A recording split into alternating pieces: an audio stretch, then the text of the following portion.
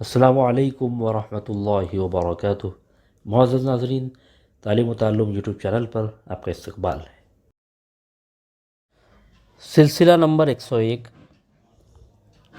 سوال نمبر 1، شب معراج کی صبح کو جب آپ صلی اللہ علیہ وسلم نے اس واقعے کا ذکر کفار مکہ سے کیا تو انہوں نے کیا کیا؟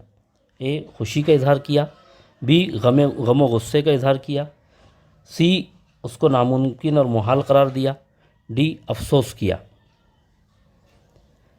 آپ صلی اللہ علیہ وسلم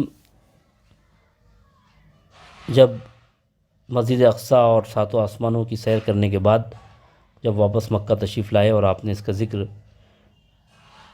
لوگوں سے کیا تو کفار و مشرکین نے اس کو ناممکن اور محال قرار دیا۔ آپشن سی درست جواب۔ سوال نمبر 2، حضرت ابوبکر صدیق رضی اللہ تعالیٰ عنہ نے اس واقعے کے متعلق کیا فرمایا؟ اے، آپ صلی اللہ علیہ وسلم نے ایسی بات کہی ہے تو سچ کہی ہے، اس پر تعجب کیوں ہے؟ بی، آپ صلی اللہ علیہ وسلم کے پاس آسمان سے وحی آتی ہے تو میں اس کی تصدیق کرتا ہوں۔ سی، وحی کا آنا اس سے بھی مشکل اور بعید ہے جس پر تم تعجب کر رہے ہو۔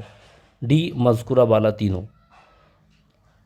اس کا ذکر آپ صلی اللہ علیہ وسلم کے سب سے قریبی دوست حضرت ابو بکر صدیق رضی اللہ عنہ سے کیا گیا تو انہوں نے فوراً اس کی تصدیق کی اور کہا کہ اللہ کے اوپر وحی آتی ہے جو اس سے بھی زیادہ مشکل اور بعید بات ہے، میں اس کو مانتا ہوں، تو میں اس کو کیوں نہیں مانوں گا۔ آپشن ڈی درست جواب۔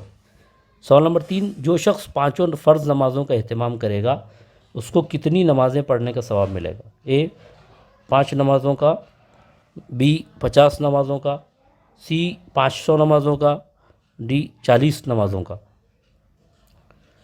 شروع میں اللہ تعالیٰ نے 50 نمازیں اس امت پر فرض کی تھیں، بعد میں حضرت موسیٰ علیہ السلام نے آپ سے کہا کہ آپ کی امت اتنی نمازیں نہیں پڑھ پائے گی، تو آپ بار بار درخواست کرتے رہے اور پھر 5 نمازیں فرض کی گئیں، تو جو 5 نمازیں پڑھے گا اس کو 50 نمازوں کا ثواب ملے گا۔ بہت بہت شکریہ۔